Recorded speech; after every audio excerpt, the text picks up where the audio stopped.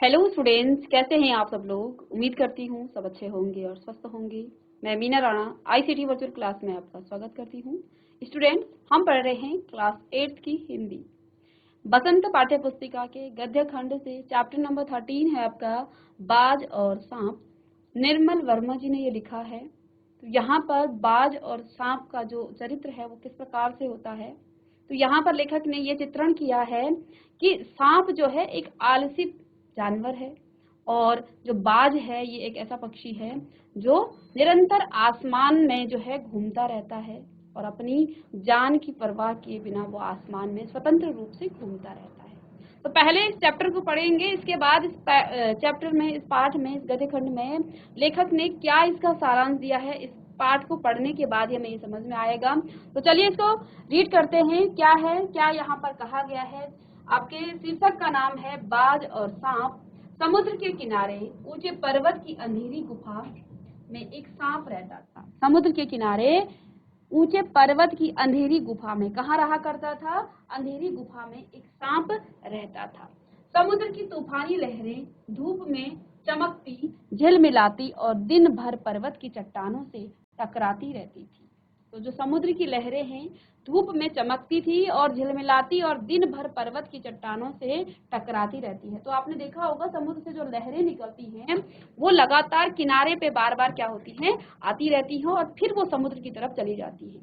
तो लहरें तो आपने देखी होंगी, और यदि वहां पर कोई चट्टान है तो वो उन चट्टानों पर भी वो पानी चढ़ता है और फिर नीचे उतरता है। ठीक है ना। तो जहां समुद्र होता है वहां पर इस प्रकार से पानी की जो लहरें हैं, समुद्र की जो लहरें हैं वो लगातार उन पर्वत पर, उन चट्टानों पर चढ़ती थी और फिर नीचे की तरफ, और ये क्रम जो है लगातार चलता रहता था।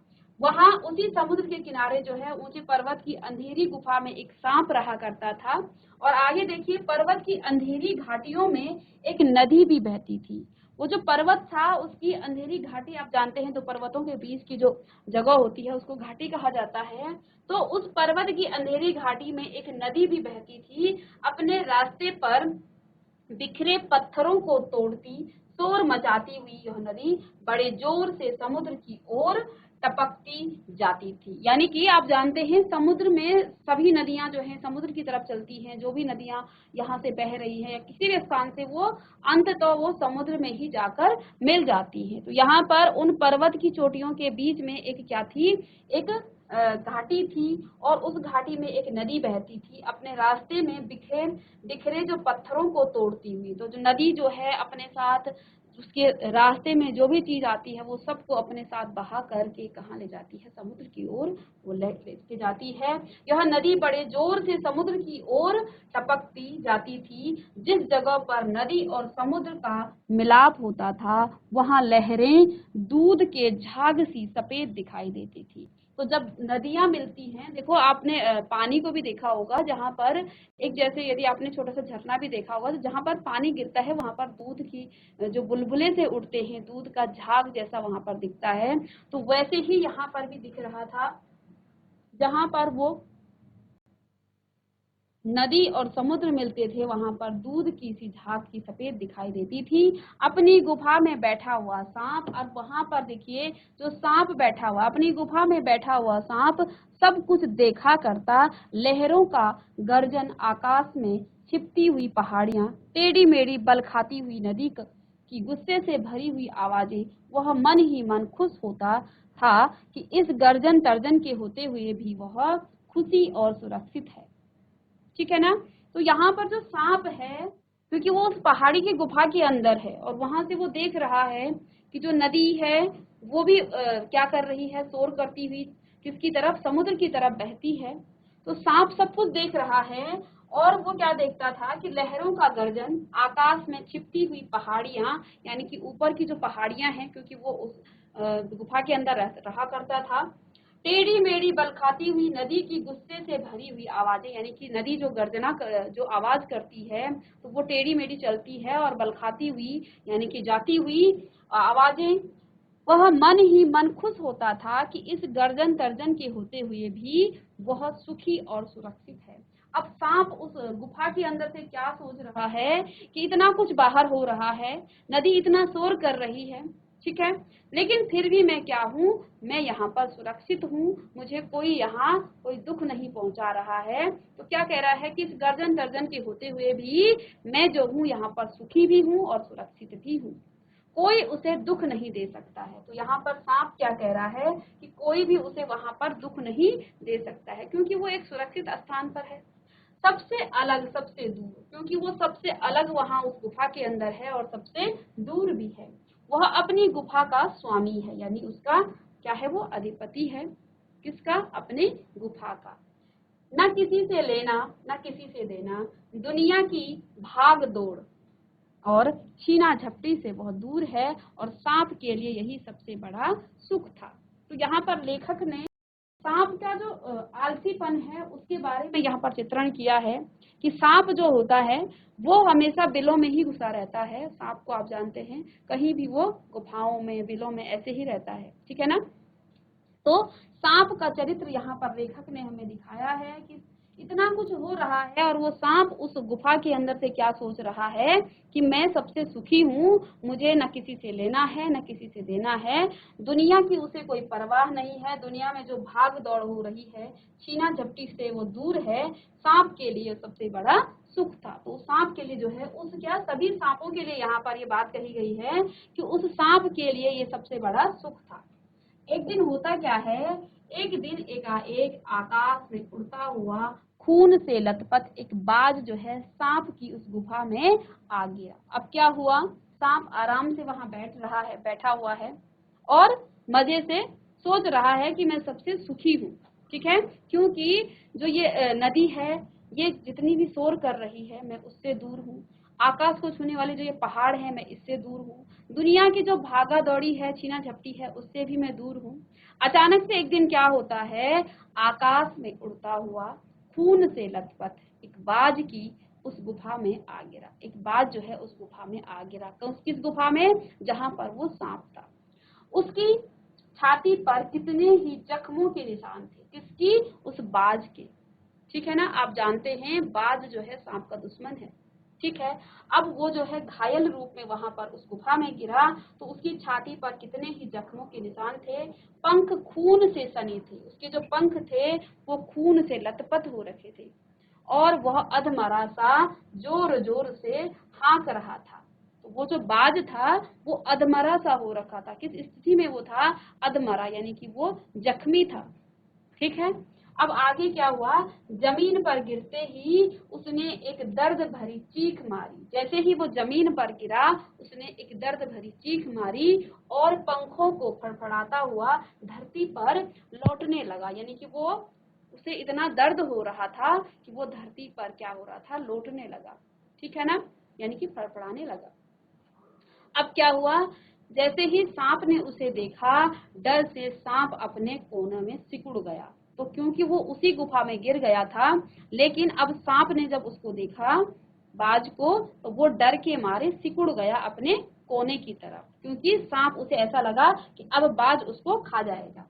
लेकिन ऐसा नहीं हुआ, किंतु दूसरे ही क्षण उसने भांप लिया, यानी कि उसने जान लिया कि बाज जीवन की अंतिम सांसें गिन रहा है। यानी कि ये तो बिल्कुल घायल हो रखा है। जब वो चीख से, दर्द से जो है क्या कर रहा था, चीख मार रहा था और पंखों को अपने फड़फड़ा रहा था।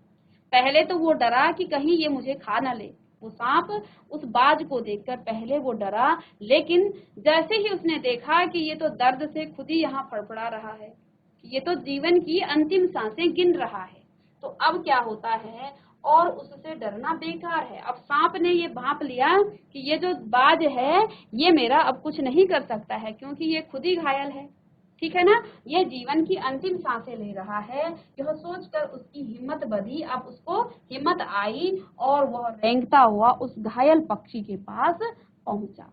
अब जो है वो सांप जो है उस घायल पक्षी के पास पहुंचा। तो ये है बाज, जो खून से लथपथ हो रखा है और इसकी छाती पर कई प्रकार के घाव पड़े हुए हैं।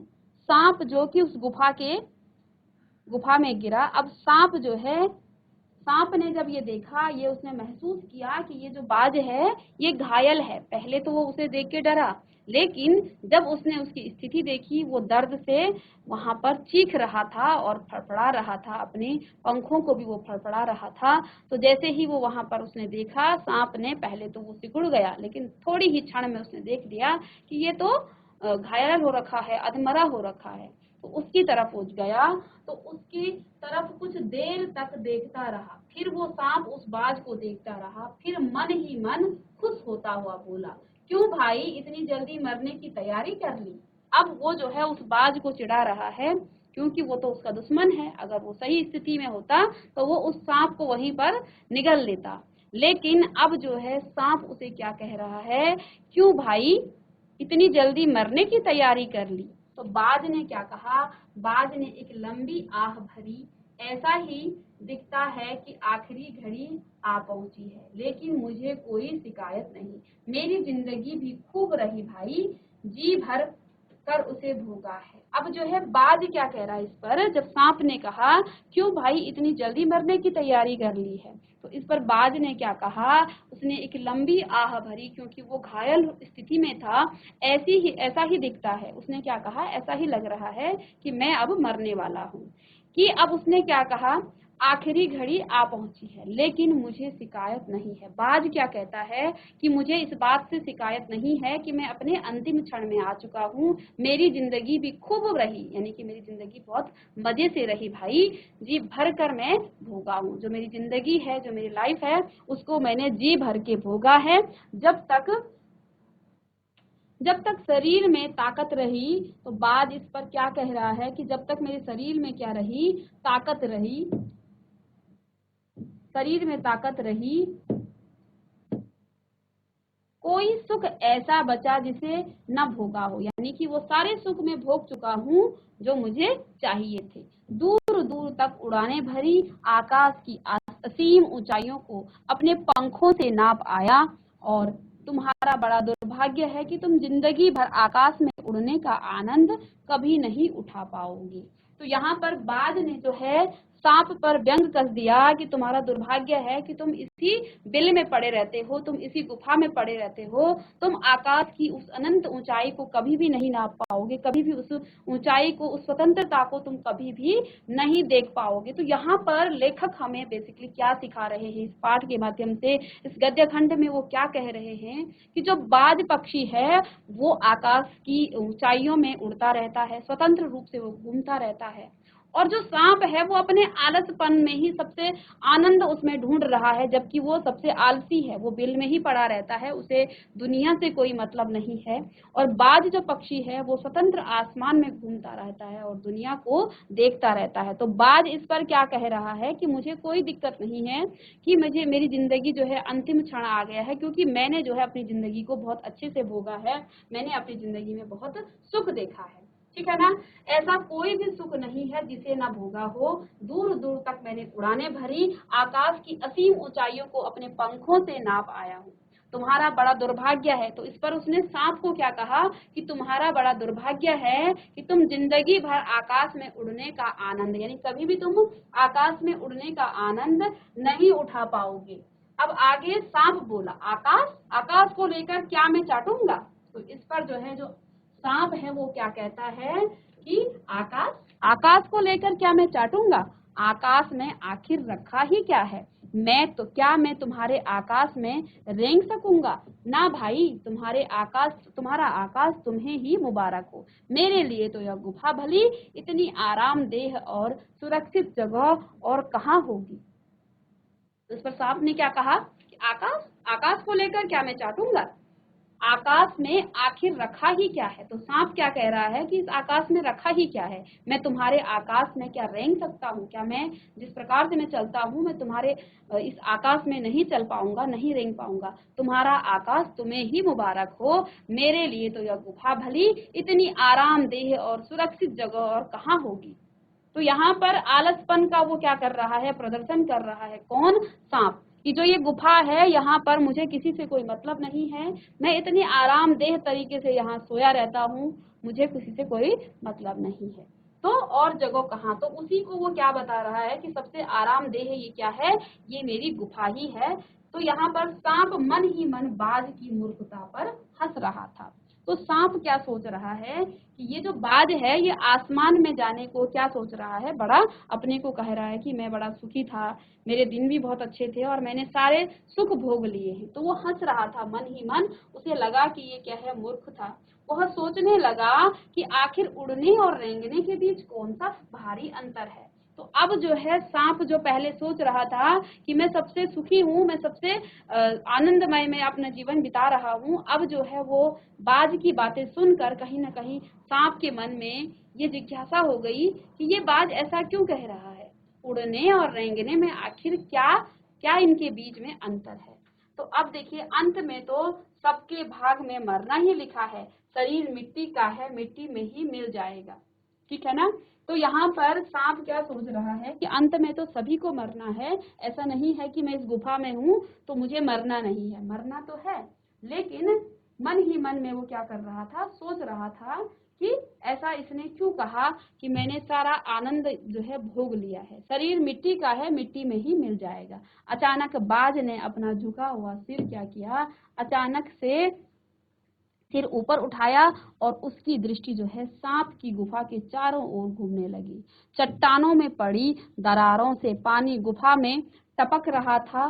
सीलन और अंधेरे में डूबी गुफा में एक भयानक दुर्गंध फैली हुई थी और मानो कोई चीज वर्षों से पड़ी पड़ी सड़ गई हो। यानी कि गुफाओं में होता क्या है, गुफाओं में ऐसी ही सड़न की बदबू आती है, सीलन की बदबू आती है। तो अचानक जैसे ही उस बाज ने अपना सिर झुका हुआ, क्योंकि वो घायल स्थिति में था, और उस घायल स्थिति से उसने अपना सिर ऊपर करके उठाया तो उसकी जो दृष्टि है वो सांप की गुफा के चारों ओर घूमने लगी। वो देखने लगा कि जिसको ये आरामदेह गुफा कह रहा है वो कैसी है। तो वहां पर वो क्या देखता है कि चट्टानों में पड़ी दरारों से पानी गुफा में टपक रहा था। सीलन और अंधेरे में डूबी गुफा में एक भयानक सी दुर्गंध आई थी, मानो वहां वर्षों से कोई चीज पड़ी की पड़ी सड़ गई हो। अब इस चीज को वो सांप महसूस नहीं करता है, ठीक है ना। लेकिन बाज क्योंकि वो एक ऐसा पक्षी है वो जो स्वतंत्र आकाश में घूमता है, वहां उसको अनेक प्रकार की खुशबू भी आती है और वो संपूर्ण संसार को वहां पर देख रहा है। तो उसे देखकर जो है बाज के मन में क्या भाव आता है, आगे देखिए। तो जैसे ही वो ये चीज देखता है तो क्या कहता है, बाज के मुंह से एक बड़ी जोर की करुण चीख फूटी, आह काश में सिर्फ एक बार आकाश में उड़ पाता। तो इस पर जो है वो बाज जो है क्या कह रहा है कि आह, फिर से वो जो है किसके लिए दुखी हो रहा है, स्वतंत्र आकाश में उड़ने के लिए फिर वो दुखी हो रहा है। तो बाज के मुंह से क्या निकली, एक बड़ी सी करुण चीख फूटी पड़ी और बोला, आह काश में सिर्फ एक बार आकाश में उड़ पाता। बाज की जो है ऐसी करुण चीख सुनकर सांप कुछ सिटपिटा सा गया और एक क्षण के लिए उसके मन में उस आकाश के प्रति इच्छा पैदा हो गई जिसके वियोग में बाज जो है इतना व्याकुल होकर झटपटा रहा है। यानी कि इस स्थिति में भी, इतनी घायल स्थिति में भी बाज के मन में, क्योंकि वो अपने अंतिम क्षणों में वहां पर था, इतनी बुरी तरीके से वो घायल हो गया था, लेकिन फिर भी उसके मन में अंतिम जो इच्छा है वो क्या जाग रही थी कि काश में सिर्फ आकाश में एक बार उड़ पाता, ठीक है ना। क्योंकि उसने जब उस गुफा की स्थिति देखी, जब उसने नजर उठाई तो उसने क्या देखा, वहां पानी रिस रहा था और वहां कई सालों से वो सड़न की जो जैसे कोई सड़ी हुई बदबू सी आ रही थी। तो ये देखकर फिर उसके मन में ये भाव आया कि काश मैं जो हूँ इस स्वतंत्र आकाश में एक बार फिर से मैं उड़ पाता। तो इस चीज को देखकर, इस करुण चीख को सुनकर सांप जो है कुछ सिटपिटा सा गया। एक क्षण उसके मन में उस आकाश के प्रति इच्छा पैदा हो गई, क्योंकि सांप अपनी गुफा के बारे में वहां पर बाज को बता रहा था कि मैं कितने आराम स्थिति में रहता हूँ, मुझे किसी से कोई परवाह नहीं, मैं आनंद। लेकिन जब उसने उसकी तरफ देखा तो फिर से उसने एक करुण आवाज में क्या देखा कि देखो ये घायल स्थिति में भी उस अनंत आकाश में उड़ना चाहता है। तो वो कुछ सिटपिटा सा गया कि ये ऐसा क्यों कह रहा है। तो एक क्षण के लिए उसके मन में आकाश के प्रति इच्छा पैदा हो गई जिसके वियोग में बाज इतना व्याकुल होकर झटपटा रहा है। तो सांप जो है सोच में पड़ गया कि ये जो बाज है ये अपने अंतिम क्षणों में होते हुए भी उस आकाश के प्रति इसका इतना वियोग इस प्रकार से, तो वो जो है आकाश के प्रति जो है एक बार वो सोचने लग गया। उसने बाज से कहा कि यदि तुम्हें स्वतंत्रता इतनी प्यारी है तो इस चट्टान के किनारे के से ऊपर क्यों नहीं उड़ जाते, जाने की कोशिश करते हो।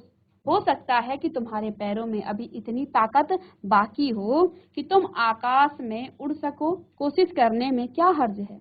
तो सांप क्या कह रहा है कि जब तुम्हें इतना ही दुख है उड़ने का, स्वतंत्र होने का, तो ऐसा करो, इस चट्टान के किनारे पर जाकर के तुम उड़ने की कोशिश करो।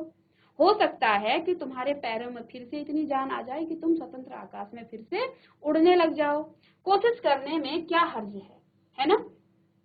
अब बाज ने एक नई आशा जाग गई। तो इस पर जो है बाज के मन में एक नई उम्मीद जाग गई कि क्या पता इस चट्टान के ऊपर जा करके मुझ में उड़ने की फिर से शक्ति आ जाए। तो बाज क्या कहता है, बाज में एक नई आशा जाग उठी। वह दूने उत्साह से, यानी कि जितना उत्साह से वो पहले बोल रहा था, अब जो है दूने यानी कि दुगने उत्साह से अपने घायल शरीर को वो क्या करने लगा, घसीटता हुआ चट्टान के किनारे तक खींच लाया। तो उसने जो है जैसे ही सांप की बात सुनी, सांप ने जब कहा कि तुम चट्टान के इस किनारे पर जाकर के क्या करो, फिर से उड़ने की वहां से कोशिश करो, तो उसके मन में एक नया उत्साह उत्पन्न हो गया। एक नई आशा की किरण उसके मन में जागृत हो गई कि क्या पता मैं फिर से उड़ने लग जाऊं। तो वो अपने घायल शरीर को जो है दुगने उत्साह से घसीटता हुआ उस चट्टान के किनारे पर खींच लाया। अब होता क्या है, खुले आकाश को देखकर उसकी आंखें चमक उठी। तो जैसे ही उसने उस खुले आकाश को देखा तो उसके आंखें जो है चमक उठी, उसके आंखों में एक नई अलग सी चमक आ गई। उसने क्या करी, एक गहरी लंबी सांस ली और अपने पंख जो है फैलाकर हवा में कूद पड़ा। जबकि वो घायल स्थिति में था, लेकिन उस खुले आकाश को देखकर उसने ये भी नहीं देखा कि मैं यहाँ से नीचे गिर करके मर भी सकता हूँ। वो जो है उस खुले आकाश को देखकर उसके मन में जो भाव प्रकट हुआ, वो तुरंत से वहां से उड़ने को कूद पड़ा। अब होता क्या है आगे, किंतु उसके टूटे पंखों में इतनी शक्ति नहीं थी। वो घायल हो चुका था पहले से, किंतु उसके टूटे पंखों में इतनी शक्ति नहीं थी कि उसके शरीर का बोझ जो है संभाल सके। पत्थर सा उसका शरीर लुढ़कता हुआ नदी में जा गिरा और एक लहर ने उठ करके उसके पंखों पर जमे खून को धो लिया। उसके थके मांदे शरीर को सफेद फेन से ढक दिया, फिर अपनी गोद में समेट कर उसे अपने साथ सागर की ओर ले गया।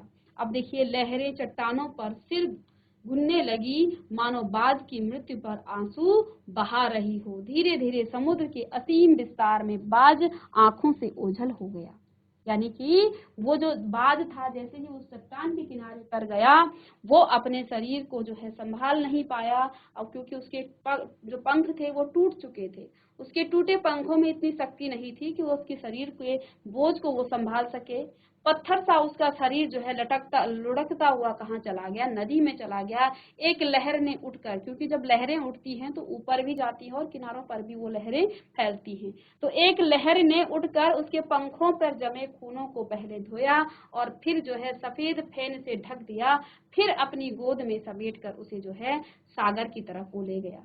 ठीक है ना। लहरें चट्टानों पर सिर धुनने लगी, यानी कि जो लहरें हैं, क्योंकि वहां पर चट्टान थी, तो जो लहरें हैं वो बार बार क्या होती हैं, किनारों पर आती हैं और वो चट्टानों में मानो ऐसा प्रतीत हो रहा था कि बाज की मृत्यु पर वो जो है आंसू बहा रही हो। धीरे धीरे समुद्र के असीम विस्तार में बाज आंखों से ओझल हो गया, यानी वो वहां से क्या हो गया, समुद्र में समा गया। अब चट्टान की खोखल में बैठा हुआ सांप बड़ी देर तक बाज की मृत्यु और आकाश के लिए उसके प्रति प्रेम के विषय में सोचता रहा। अब जो सांप है वो कई देर तक वहां पर बैठा रहा, चट्टान की खोखल में बैठा हुआ वो सांप जो है वहां से देखता रहा और सोचता रहा कि जो बाज का आकाश के प्रति प्रेम है उसके विषय में वो सोचता रहा। आकाश की असीम न्यूनता में क्या ऐसा आकर्षण छिपा है कि ये जो आसमान है यहाँ तो कुछ दिखता नहीं है, और यहाँ पर क्या इतना आकर्षण है जिसके लिए बाज ने अपने प्राण गंवा दिए। वह सुख तो वह खुद तो मर गया, लेकिन मेरे दिल का चैन अपने साथ ले गया। अब सांप जो है विचलित हो गया कि मैं तो इस गुफा में पड़ा का पड़ा रहता हूँ, ठीक है ना, और उसी में मैं अपना सुख ढूंढता हूँ, लेकिन बाज को इस शून्यता, इस जो आसमान में किस प्रकार का आकर्षण ऐसा छिपा हुआ है इस आकाश में। तो उसने क्या कहा कि खुद तो ये मर गया लेकिन मेरे दिल का ये चैन अपने साथ ले गया, क्योंकि सांप यहाँ पर विचलित हो गया कि क्या सुख है इस आसमान में, इस स्वतंत्र आसमान में क्या सुख है, जबकि सांप तो अपना संपूर्ण सुख उन बिलों में ही ढूंढता रहता है। ठीक है, तो सांप जो है कहीं ना कहीं इस घटना को देखकर वो विचलित हो गया कि इस बाज ने इस स्वतंत्र आसमान के लिए अपने प्राणों को भी न्यौछावर कर लिया, अपनी मृत्यु के बारे में भी न सोचा कि मैं यहाँ से मर जाऊंगा। स्वतंत्र आकाश को देखकर, आसमान को देखकर उसके मन में एक क्षण के लिए भी अपनी मृत्यु का उसको बोध नहीं हुआ, कि अपनी मृत्यु का उसे डर न लगा कि मैं यहाँ से मर भी सकता हूँ। वो उड़ने को तैयार हो गया, वो उड़ने को चला गया, और उड़ने के लिए वो कहाँ चला गया, वहां से फिर शून्य की तरफ, वो मृत्यु की तरफ चला गया। लेकिन सांप के मन में वो जो है क्या कर गया, सांप के दिल का जो चेन है वो वहां पर कहीं ना कहीं वो क्या कह रहा है, साथ ले गया। न जाने आकाश में ऐसा क्या खजाना रखा है। तो सांप भी सोचने लगा कि बाज ने इस आसमान की स्वतंत्रता के लिए अपने प्राण भी त्याग दिए, अपनी मृत्यु भी करा दी, न जाने क्या खजाना है इस स्वतंत्रता में। एक बार मैं भी वहां जाकर उसके रहस्य का पता लगाऊंगा। यानी कि अब सांप भी जो है स्वतंत्रता से आसमान में उड़ने की वो चाह रखने लग गया। अब देखिए क्या होता है, एक बार तो मैं भी वहां जाकर उसके रहस्य का पता लगाऊंगा, चाहे कुछ देर के लिए ही हो, कम से कम उस आकाश का स्वाद चख लूं। अब सांप ने भी सोचा कि मैं भी एक बार उड़ करके देखता हूँ कि क्या है इस स्वतंत्र आसमान में, चाहे एक बार के लिए इसका स्वाद तो मैं अब चखूंगा ही। अब आगे क्या होता है, यह कहकर सांप ने अपने शरीर को सिकोड़ा और आगे रेंग कर अपने को उसने क्या किया, आकाश की शून्यता में छोड़ दिया। धूप में क्षण भर के लिए सांप का शरीर बिजली की लकीर सा चमक गया। अब क्या हुआ, किंतु जिसने जीवन भर रेंगना सीखा था वह भला क्या उड़ पाता। नीचे छोटी छोटी चट्टानों पर धप से सांप जा गिरा। ईश्वर की कृपा से बेचारा बच गया, नहीं तो मरने में क्या कसर बाकी रही थी। सांप हंसते हुए कहने लगा कि सो उड़ने का यही आनंद है, भर पाया मैं तो पक्षी भी कितने मूर्ख हैं। धरती के सुख से अनजान रहकर आकाश की ऊंचाइयों को नापना चाहते हैं, किंतु अब मैंने जान लिया कि आसमान में कुछ नहीं रखा है, केवल ढेर सी रोशनी के सिवा। तो अब जो है सांप जब उस बाज ने अपने प्राण त्याग दिए इस स्वतंत्र आसमान के लिए, उड़ने के लिए, इस पर जो है सांप परेशान हो गया। सांप ने कहा एक बार मुझे भी देखना है कि उड़ने में क्या मजा है, ठीक है ना। तो यह कहकर सांप ने जो है अपने शरीर को फिर से वो उस चट्टान के किनारे पर ले गया और सिकुड़ते हुए वो आगे रेंग कर अपने शरीर को आकाश की शून्यता में छोड़ दिया। यानी कि उस चट्टान से उसने भी कूद गया। धूप में क्षण भर के लिए सांप का शरीर क्या हो गया, बिजली की लकीर सा उसका जो शरीर है वो चमक गया। अब क्या होता है, किंतु जिसने जीवन भर रेंगना सीखा वह भला कैसे उड़ पाता। तो सांप को तो रेंगना ही आता है, उड़ना नहीं आता है, तो वो कैसे वहां पर उड़ पाता। नीचे छोटी छोटी चट्टानों पर वो धप से सांप जाकर गिर गया। अब जो है क्योंकि उसने उस ऊपर चट्टान की जो वहां पर क्या थी, किनारे से वो गया और उस किनारे से उसने कूदा, तो वो नीचे की चट्टान में जाकर गिरा। ईश्वर की कृपा से बेचारा बच गया। तो ईश्वर की कृपा से, भगवान की कृपा से वो बच तो गया, तो मरने में क्या कसर रह जाती। सांप हंसते हुए कहने लगा, और जैसे ही वो उस चट्टान से नीचे गिरा तो वो हंसते हुए कहने लगा कि सो उड़ने का यही आनंद है। तो जब उसे थोड़ा सा चोट भी लगी होगी तो क्या कहता है सांप यहाँ पर कि उड़ने का यही आनंद है, बस एक चोटी से दूसरी चोटी पर वो गिरा और बच भी गया, नहीं तो शायद वहां से मर भी सकता था। लेकिन अब क्या कह रहा है कि सो उड़ने का जो आनंद है वो यही है, भर पाया मैं तो ये देख करके आ गया, पक्षी भी कितने मूर्ख हैं, धरती के सुख से अनजान रहकर आकाश की ऊंचाइयों को नापना चाहते हैं, किंतु अब मैंने जान लिया है कि आकाश में कुछ नहीं रखा है, केवल ढेर सी रोशनी के सिवा। तो सांप क्या कह रहा है, इतना सा उड़ने के बाद, यानी कि जब वो उस चोटी से दूसरी चोटी के गिरा तो उसने क्या देखा कि आसमान में उड़ने में कुछ भी नहीं है। मैं देख आया कि वहां पर रोशनी के सिवा कुछ नहीं है, वहां कुछ भी नहीं है, शरीर को संभालने के लिए कोई स्थान नहीं। तो क्या कहता है सांप कि वहां शरीर को संभालने के कोई स्थान नहीं है, न कोई सहारा है, फिर भी पक्षी किस बूते पर इतनी डींगे हाँकते हैं, इसलिए धरती के प्राणियों को इतना छोटा समझते हैं। अब मैं कभी धोखा नहीं खाऊंगा, मैंने आकाश देख लिया है और खूब देख लिया है। बाज तो बड़ी बड़ी बातें कर बनाता था, आकाश के गुण गाते थकता नहीं था। उसी की बातों में आकर मैं आकाश में कूदा था और ईश्वर भला करे मरते मरते बच गया हूँ। तो यहाँ पर सांप ने क्या कहा, ईश्वर भला करे मैं मरते मरते अब बच गया हूँ। अब तो मेरी यह बात अब तो मेरी यह बात भी पक्की हो गई है कि अपने खोखल से बड़ा सुख और कहीं नहीं है। अब जो है सांप जब उड़ करके आया तो उसे क्या लगा कि अपनी खोखल से जो बड़ा सुख है वो कहीं नहीं है। धरती पर रेंग लेता हूँ, मेरे लिए यह बहुत कुछ है। मुझे आकाश की स्वच्छंदता से क्या लेना देना है, न वहाँ छत है, न दीवारें हैं, न रेंगने के लिए जमीन है। मेरा तो सिर चकराने लगा है, दिल कांप कांप जाता है और अपने प्राणों को खतरे में डालना कहाँ की चतुराई है। तो इस पर सांप ने क्या कहा कि अपने प्राणों को खतरे में डालकर ये कहाँ की चतुराई है। तो देखिए इसको हम आगे नेक्स्ट क्लास में पढ़ेंगे। मिलते हैं नेक्स्ट लेक्चर में, तब तक के लिए thank you and have a nice day.